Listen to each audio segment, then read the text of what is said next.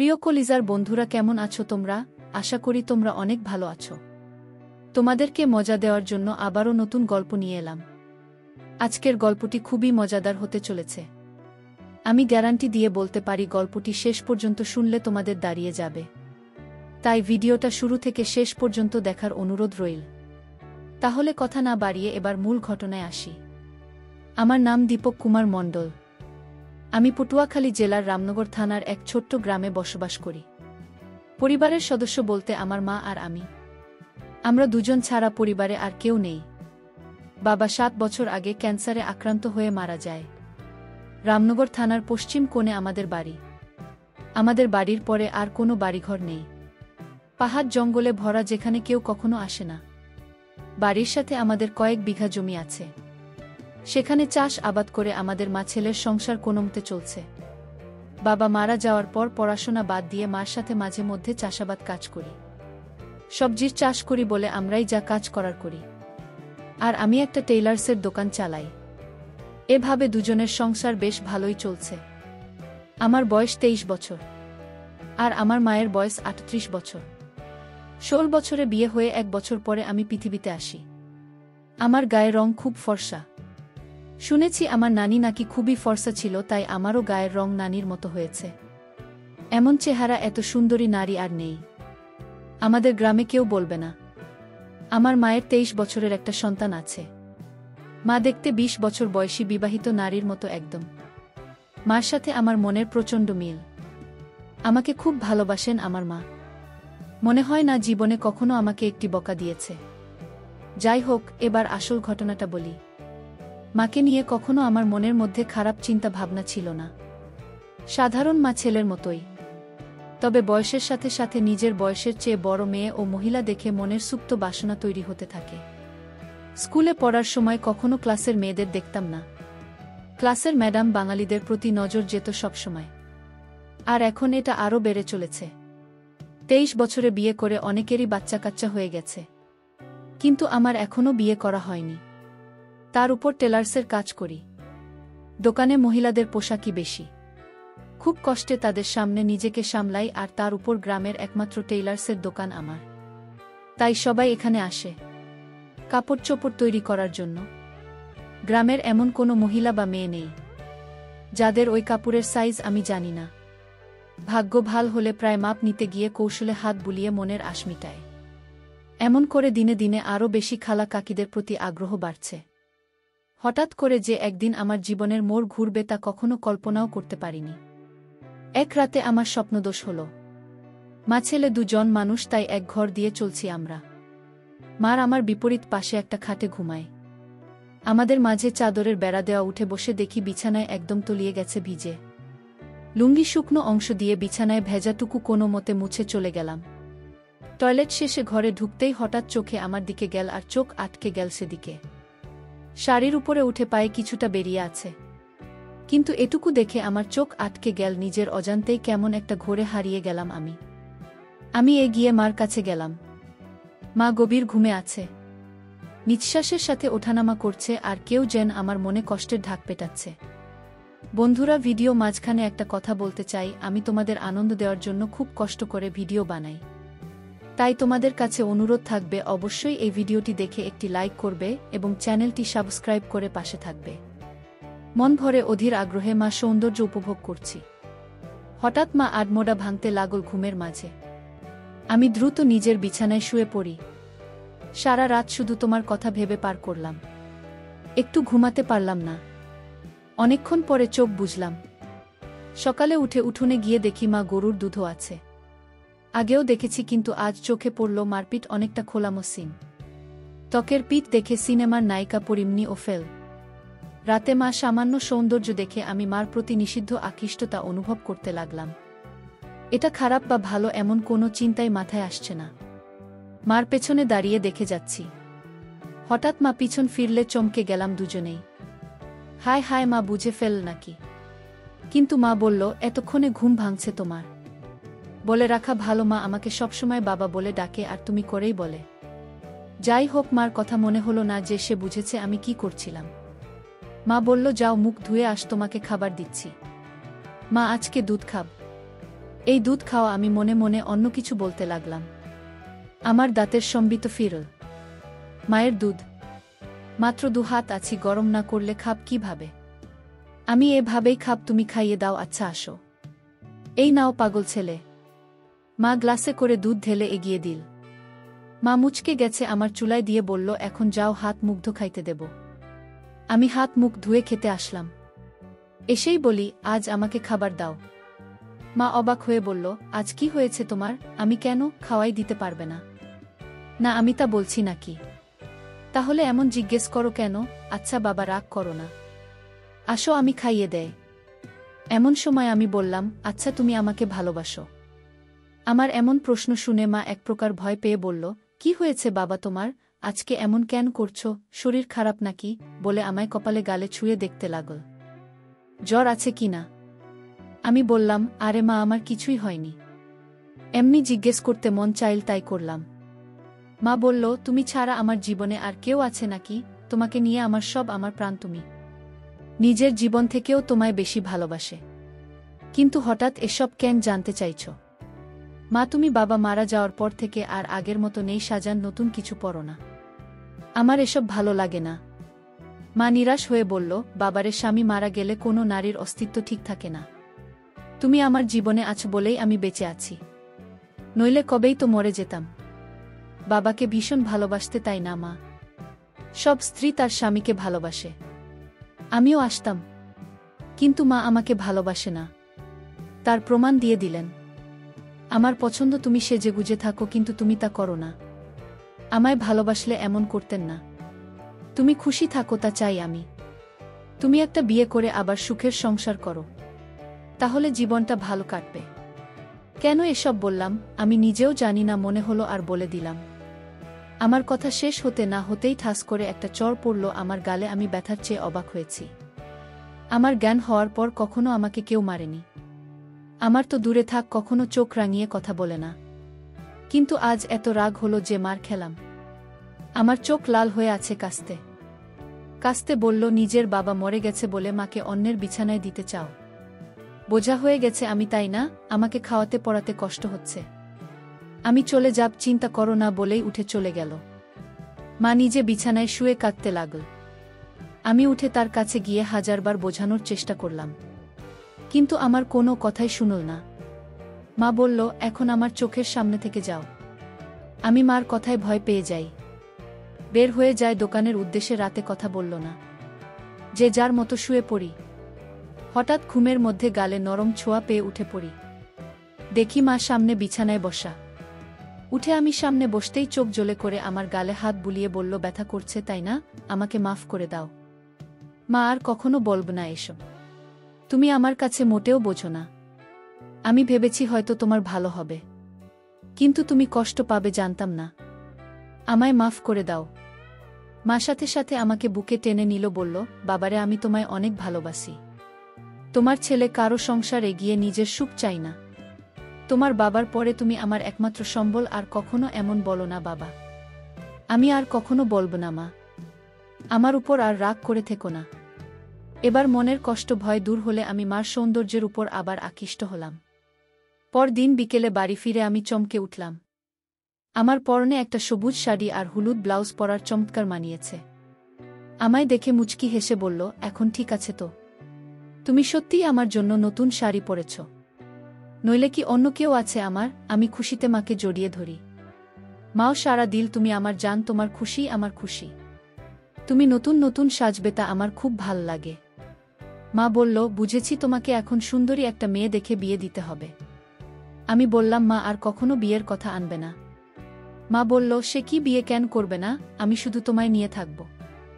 মা, আরে পাগল, আমি তো থাকবই। বিয়ে করতে তাতে সমস্যা কোথায়? আমি বললাম, আমার আর তোমার মাঝে অন্য কেউ আসতে পারবে না। আমি চাই না আমাদের মাঝে কেউ আসুক, আর কখনো বিয়ের কথা বলবে না। তুমি ছাড়া আর কাউকে নিয়ে আমি সংসার করতে চাই না। আমার কথা মা ছেলের মমতা মনোভাব বুঝেছে, কিন্তু তা ছাপিয়েও যে আমি তার মন প্রাণ সব পাওয়াটা ভাবছি, তা তো সে জানে না। আচ্ছা বাবা, আর বলবো না। মা কিছুক্ষণ আমায় চেয়ে দেখল, বলল, আচ্ছা যাই হোক, বললে না তো আমায় কেমন লাগছে? আমি বললাম, একদম পরীর মতো লাগছে তোমায়। মা লজ্জা পেয়ে বলল, দুষ্টু, খালি মজা করো। সত্যি বলছি, আমি, বিশ্বাস করো। আচ্ছা আচ্ছা, হয়েছে। এখন যা, গোসল করে আয়। আমি পুকুরে গেলাম গোসল করতে। বাড়িতেই পুকুর, আমাদের ঘরের পাশে। আমি গোসল করে গা মুছে সেই হালকা ভেজা গামছা পরে এসে মার সামনে দাঁড়িয়ে বললাম, ভিতর থেকে লুঙ্গি এনে দাও মা। হঠাৎ মার চোখ খেয়াল করলাম আমার গামছা দিকে। নিচে তাকিয়ে দেখি আমার ওটা স্পষ্ট আকারে বোঝা যাচ্ছে। তার মানে কি মাথায় দেখছিল, আমি মেলাতে পারলাম না। সেদিন রাতে হঠাৎ ঘুম ভাঙল একটা অদ্ভুত শব্দে। উঠে ভাবলাম মার কাছে গিয়ে দেখি বিছানায় নেই মা, দরজা খোলা। হয়তো বাহিরে কোনো সমস্যা হয়েছে কি না ভেবেই তড়িঘড়ি করে বাহিরে গেলাম। মাকে ডাক দিলাম কিন্তু সাড়া নেই। হঠাৎ একটা শব্দ এলো গোসলখানা থেকে। পুকুরে গোসল করে মা, তবে মাঝে মাঝে গোসলখানায় করে। তাই সেখানে এগিয়ে গেলাম দেখতে, শব্দ খুঁজতে। এগিয়ে যেতেই শব্দ বাড়ছে। হঠাৎ শব্দটা কেমন অদ্ভুত হলো, বুঝতে পারছি না এমন শব্দ কিসের জন্য করছে না।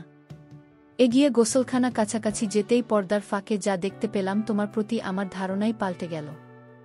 গোসলখানার দরজা নেই, পর্দা লাগানো বলে সব দেখছি, কিন্তু মা জানে না। মা টিউবওয়েলের চোখা অংশের উপর বসে আজব কাজ করছে। শাড়ি পরা বলে তা দেখা যাচ্ছে না, কিন্তু বোঝা যাচ্ছে। কাজ সেরে মা টিউবওয়েল থেকে নেমে গেলে আমি চুপি পায়ে ঘরে শুয়ে পড়ি। চোখ বুজে হালকা খুলে দরজায় নজর রাখে ঘুমের ভান করে, আর লুঙ্গি তুলে রাখি যেন দেখা না গেলেও আমার কৌতূহল বাড়ে। আমার ঘরে ঢুকল, দরজা আটকে আমার বিছানার কাছে এসে দাঁড়াল। সে দাঁড়িয়ে থাকায় তার চোখে বাড়ি থেকে জানলার ফাঁক দিয়ে আসা চাঁদের আলো স্পষ্ট দৃষ্টি আমাকে গিলে খাচ্ছে। ঘুমের মাঝে আমি আডমোডা ভাঙার ভান করলাম। তাতে মা তড়িঘড়ি করে চলে গেল নিজের বিছানা। আমার মন খুশিতে নেচে উঠল মার আমার প্রতি এতই আকর্ষণ দেখে। কখন যে মার কথা ভাবতে ভাবতে ঘুমিয়ে গেলাম বলতেও পারি না। সকালে ঘুম ভাঙতে উঠে দেখি মা এখনো ঘুমিয়ে আছে, কিন্তু অবাক করা বিষয় দেখে মাঝখানে চাদরটা সরিয়ে রাখা। মাকে দেখে আমার চোখ আটকে গেল। আমি মাকে ডাকলাম, মা ওঠো, সকাল হয়ে গেছে তো। আজকে এত সকাল হয়ে গেল, এখনো ওঠেনি যে? মা ঘুম থেকে চোখ মেলে উঠে বসল, কিন্তু সামান্য বিচলিত নয়। আমায় দেখে যে তার কাপড় ঠিক নেই। স্বাভাবিক গতিতেই কাপড় ঠিক করে বিছানা থেকে নামল। মা, এত দেরিতে উঠলে ক্লান্ত নাকি? পরিশ্রম করা হয়েছে খুব, তাই ক্লান্ত। এখন ভাল লাগছে। আমি মনে মনে বললাম, কি পরিশ্রমটা তো জানি। এই চাদর আলোকে আমি সরিয়েছি। ঘরে আমরা ছাড়া কেউ নেই, তো চাদর রেখে কি হবে? আর যে গরম পড়েছে, এভাবে চাদর থাকলে আলো বাতাস চলাফেরা করে না। মার যুক্তি শুনে মুচকি হাসলাম মনে মনে। বাবা, তোমার খিদে লেগেছে তাই না? তুমি হাত মুখ ধুয়ে আস না, আগে গোসল করব, তারপর খাব বলেই আমি পুকুরে গেলাম। আজ গামছাও নিলাম না। গোসল করে ভেজা কাক হয়ে এল আমার কাছে। আগের দিন তো হালকা ভেজা গামছা ছিল, তাই অতটা ভালো বোঝা যায়নি, কিন্তু আজ একদম ভিজে গায়ে সেটে আছে লুঙ্গি। মার দৃষ্টি আমার উপরে আর চোখে গিলে খাচ্ছে। জিভে যেন জল এসে গেছে, এমন করে তাকিয়ে আছে আমার দিকে। আমার বেশ ভালো লাগছে তা দেখে। আমার ভিতর থেকে গামছা লুঙ্গি এনে দিল। যতক্ষণ আমার মোছা শেষে লুঙ্গি না পরলাম সে লুকিয়ে দেখতে চল। হঠাৎ মা বলল, তুমি একটু বসো, আমিও গোসল করে আসি। আজকে গরম লাগছে, এসে খাইয়ে দিব তোমায়। আমি ভাবলাম ভালোবাসা দেখাতে খাইয়ে দেবে, কিন্তু আরও কিছু অপেক্ষা করছে তা বুঝিনি। মাঝে গোসল করতে না, শুধু শরীর ভেজাতে পুকুরে গিয়েছিল তা বুঝতে বাকি রইল না। 2 মিনিটে ফিরে এল। আমরা ভেজা শরীরে আগেও দেখেছি এমন ভেজা শরীরে, কিন্তু আজ আমাকে দেখাতে যে আমরা ভেজা শরীরে এসেছে তা আমি জানি। হঠাৎই মা এগিয়ে এসে বলল, বাবু, আমার মুখটা খুলে দাও তো। ইস, ব্লাউজটা আর চলবে না মনে হয়। আমিও সুযোগ পেয়ে বলে বসলাম, ছেলের কাপড়ের দোকান, আর তুমি কিনা পুরনো জিনিস নিয়ে পড়ে আছো। নতুন নিয়ে নাও তাহলে তো হয়। দোকানে গিয়ে নিয়ে এসো পছন্দ করে যেটা ভালো লাগে। ইস, ছেলের দোকান তাহলে গিয়ে আনতে হবে কেন? ছেলে আনতে পারে না? কষ্ট করে বাজারে দুর্গম করবে নাকি? আমি বললাম, আচ্ছা মা, সব পাঠিয়ে দেব, তুমি পছন্দ করে নিও। ইচ্ছে করেই বললাম যে আরও গভীরে যাওয়া যায়। মা বলল, পাঠাবে মানে? আমি ফেরিওয়ালা কাকির কাছে পাঠিয়ে দেব। মা বলল, বাইরের মানুষের সামনে পছন্দ করতে পারবো না। আমি তো জানি না ও সব সাইজ টাইস। তাছাড়া আমার সামনে এসো, সমস্যা হবে না? মাকে বলল, সমস্যা হবে। দোকানদার হয়েছে খদ্দেরকে কাপড় দেখাবে। কি সব বলছো বলো তো, দোকানেও কি এমন করো? আচ্ছা, ভুল হয়েছে। আমি নিয়ে আসব সবগুলো, তোমার পছন্দমতো সাইজ বুঝে নিও। সব কেন আনবে? আমার সাইজের গুলোই আনবে শুধু। রং আমি বেছে নেব, সাইজ 34 মনে থাকবে তো? আমার দিকে হা করে তাকিয়ে আছি। মা এতটাই আমার উপর ফিদা যে উঠে পড়ে লাজ লজ্জা সংকোচ ভুলে আমায় সব জানিয়ে দিচ্ছে। আমি প্রচণ্ড খুশি ও অবাক হলাম। সারাদিন মার কথা ভেবেই দিন পার করলাম। দোকান বন্ধ করার সময় বেছে বেছে বড় গলাওয়ালা কয়েকটা নিলাম, দোকান থেকে বের হয়ে সোজা বাসায় পৌঁছে যায়। গিয়ে দেখি মা ক্ষেতের কাজ করছে। আমিও গেলাম সেখানে, কিন্তু গা মেখে গেছে ধুলো বালি ও কাদা দিয়ে। আজ কেমন অদ্ভুত লাগছে, এমন করে কাদা মাখামাখি হয় না কখনো। বাড়ির ভিতরে ঢুকতে ঢুকতে বললাম, তুমি তো কাদা দিয়ে মেখে গেছে, শাড়ি পুরো মেখে গেছে, কি করব বলো? এক সেট হয়ে তো কাজ করা যাবে না, তাই না? আমি অবাক হয়ে গেলাম আমার কথা শুনে। আমার দিকে হুট করে তাকাতেই মা হেসে দিল, সাথে আমিও হেসে দিই। ধীরে ধীরে কেমন একটা ঘুলে মিলে যাচ্ছে দুজনে। সবজির ডালা রাখার পরে মা বলল, আমার জিনিস আনছো? আনছি মা, পরে দেখো, সাইজে না হলে পাল্টা আন। মা বলল, সাইজ হবে, বিশ্বাস আছে তোমার উপর, বলেই মুচকি হেসে চলে গেল ঘরে। আমি বাইরে দাঁড়ানো। একটু পরেই আমার ডাক দিল ভিতরে যেতে যেতে। ভাবলাম মজার কিছু হবে, কিন্তু মা হতাশ করল। মা হাতে একটা হলুদ শাড়ি আর গামছা। মা বলল, তুমি একটু বসো, আমি গোসল করে আসি। বলেই মা পুকুরে চলে গেল। কিছু না ভেবেই চলে গেলাম। একটু পরেই পুকুরের কাছে ঝোপঝাড়ে গিয়ে দাঁড়িয়ে উকি মারতেই আমার চোখ কপালে উঠে গেল। আরে কি সুন্দর লাগছে বলে বোঝানো যাবে না। হঠাৎ একটা পিঁপড়া কামড় দিলে আচমকাই মুখ থেকে উৎসব বের হয়ে গেল, আর ঝুপঝাপ একটু নড়ে গেল। মা একটু চমকে গিয়ে দিকে তাকাল, দেখতে লাগল এদিকে। পরক্ষণেই আমায় অবাক করে দিয়ে মার মুখে একটা মুচকি হাসি দেখতে পেলাম। মাথায় ঢুকল না। মা কি আমায় দেখে ফেলেছে নাকি? হঠাৎ নিচে পায়ের দিকে তাকিয়ে দেখি আমার শরীর পুরোটাই মার দিক থেকে দেখা যাচ্ছে।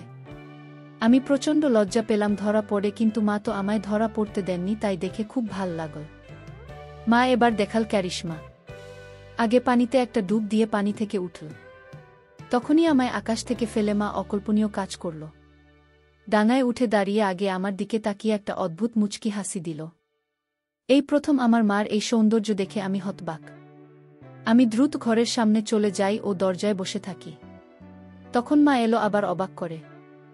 আমার সামনে এসে দাঁড়িয়ে মুচকি হেসে বলল, খিদে লেগেছে বাবা? আমি বললাম, হ্যাঁ মা। তোমার এত সময় লাগল যে? তুমি জানো না বুঝি? আমি বোকার মতো তাকিয়ে আছি মার চোখে। দুজনেই একটু আগে বিষয়টা জানি, কিন্তু কেউ স্বীকার করে এগোতে পারছি না। সময় নিচ্ছি, কিন্তু মা এক ধাপ এগোনো হয়ে গেছে। আমার দিকে এক প্রকার এগিয়ে এসে বলল, কি দেখছো বাবু? আমিও লজ্জা সংকোচ কাটিয়ে বললাম, তোমার জন্য এনেছি, ওগুলো পরলে ভালো লাগবে।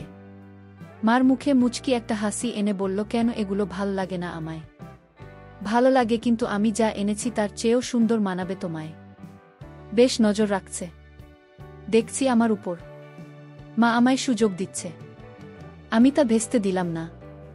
বললাম, আমার খদ্দের তুমি কোথায় কেমন লাগবে তা আমার দেখার দায়িত্ব। মা চোখ পাকিয়ে বলল, তাই তাহলে তো গ্রামের সব মেয়ে মহিলার দিকে দেখা হয়ে গেছে। আমি হকচকিয়ে গেলাম। কথা সত্যি, কিন্তু বুঝলাম আর খানিকটা জ্বলন হচ্ছে। তাই আর একটু জ্বালাতে বললাম, সবাই কি আর দেখব? যার জন্য সাধারণভাবে যা দেখা লাগে তাই দেখি টাকা দেয়। ভাল জিনিস দিতে বুঝে শুনে ভালোটাই দিই। আমিও কি সবার কাতারে পড়ি? আমাকেও কি টাকা দিতে হবে? আমি মুচকি হেসে বললাম, যদি খদ্দের হয়ে থাকো তাহলে দেবে টাকা। মার অধিকারের টাকা নেওয়া পাপ। তুমি কি হিসেবে চাপ? ঢিল মেরেছে। এবার ঘুঘু ধরা নিজেই পড়তে চায়, তাই ঢিল নিজেই গায়ে লাগাচ্ছে। আমরা তা দেখা যাবে। তুমি বসো বলেই আমরা ভেজা শরীর নিয়ে ঘরে চলে একটা। কিন্তু দরজা খোলাই আছে, কখনো এমন করেনি, কিন্তু আজ করেছে। 2 মিনিট পরে আমার হঠাৎ তাকে ভয় পেলাম। ভাবিনি এত তাড়াতাড়ি থাকবে, কারণ এত তাড়াতাড়ি কাপড় পরা হয় না। তাহলে ডাকল কেন? ভিতরে আসব। হ্যাঁ এসো। আমি মন ফুরফুরে করে এগিয়ে ঘরে ঢুকেই চোখ জল হয়ে একটা। আমার মনে ঝড় ওঠে একটা। আমার প্রতি এত সদয় দেখে আমায় নিজে থেকে দেখাচ্ছে বলে গর্বে বুকটা ভরে গেল। আমি মার সামনে গিয়ে দাঁড়িয়ে আছি। এমন সময় আমার গলায় সে বলল, কি হলো দোকানদার? ঠিকই তো এনেছে দেখছি। এতই ভালো মাপ কি করে আনলে? আমিও আমার সামনে খদ্দেরদের সাথে যেভাবে কথা বলি সেরকম বললাম, এত বছর ধরে ব্যবসা করি, জানব না অন্যদের তো মাপ নিতে হয়? আমার লাগল না যে আমি তোমার কি অন্যের সাথে যাই? তুমি আমার সামনে সব সময় থাকো, আগাগোড়া সবই তো দেখা আছে। কথাটা আচমকা বলেই ফেললাম, যদিও এখনই বলতে চাইনি, কিন্তু আমার মুখে তা শুনে দুষ্টু হাসি। যাক, ভালো এনেছে, তোমার গায়ে ফিট হয়েছে তো? কোনো সমস্যা হলে বলো, অন্য সাইজ আনবে তাহলে। একদম ঠিক আছে, কিন্তু একটা জিনিস বলা দরকার। কি বলো বলো? আমার উত্তেজনা দেখে আমরা হেসে দিল মুখে হাত দিয়ে। আমিও সামনে লজ্জা পেয়ে বললাম, কি জিনিস মা? আর কোনো সমস্যা না, একদম মাতামাতি হয়েছে, কিন্তু আমার আরেকটা টাইপ করার ইচ্ছা। না তো তুমি জানোই, তবুও একবার মাপ নিয়ে নাও। আমি আমার প্রতি এতই আহ্বান দেখে মুগ্ধ, মাথার গায়ে ছোঁয়ার সুযোগ করে দিচ্ছে। আমি এতই মুগ্ধ যে তাকিয়ে আছি। তুমি মনে হয় মাপ নেবে না? সরকার করেনি? আরে না, এই তো নিচ্ছি। এক প্রকার দৌড়ঝাঁপ করে ফিতা এনে আমার সামনে দাঁড়ালাম। অন্যদেরও তো স্বাভাবিকভাবেই মাপ নেই, কিন্তু আমার সামনে সে বুক ধরফর করছে। কোনো পাশ থেকে শুরু করব তাই বুঝতে পারছি না। এতই পাগল হয়েছি যে কিসের জন্য মাপ নিব তাই জিজ্ঞাসা করিনি। আমরা মুচকি হাসছে আমার কাণ্ড দেখে। কি হলো, হাসছ কেন? মা, কিসের মাপ নিবে তুমি জিজ্ঞেস করছো? ও তাই তো, কিসের? জামার। পাগল ছেলে, তুমি যে দোকান করো কিভাবে জানি না। এই ধরো বলে আমার হাত দুদিকে ছড়িয়ে দিল। আমি একটু ঝুঁকে পিছন দিয়ে ফিতা এনে উপর রাখলাম। এখনও তাই করিনি। মাতাও বলল, আর তাই আমায় মনে একটা কাঁপুনি হলো আর মুখে পাগলাটে একটা চাহনি। আমার চাহনি দেখে মা একটু বিরক্ত হয়ে বলল, খদ্দেরদের সাথে এমন আচরণ করো তুমি? একটা মাপ নিতে এত সময় লাগে তোমার? যত যাই হোক, তুমি তোমার। তাতে কি হয়েছে? কাজের জায়গায় বাহিরে হলে কি এত স্বাভাবিকভাবে তোমায় বলতে পারতাম তুমি নিজের পেটের সন্তান? তাও যদি এত রংচং করো। লাগবে না, যাও। বলেই আমার সরে যেতে নিলে আমি হাত ধরে বলি, আচ্ছা এসো, মাপ নিচ্ছি। কত রাগ করে গো, নয়তো কি করব? বাহিরের মানুষের কাছে গিয়ে মাপ দিব? আচ্ছা হয়েছে, এসো, হাত সরাও। পারব না। পারলে সরিয়ে নাও। আমার এই অভিমান খুব ভাল লাগল। আমি এবার সংকোচ কেটে গেলাম, তাই আমিও এগিয়ে গেলাম। প্রিয় বন্ধুরা, এই গল্পের বাকি অংশটা আগামীকাল দ্বিতীয় পর্বে দেখতে পাবে, তাই চ্যানেলটি সাবস্ক্রাইব করে পাশে থাকবে।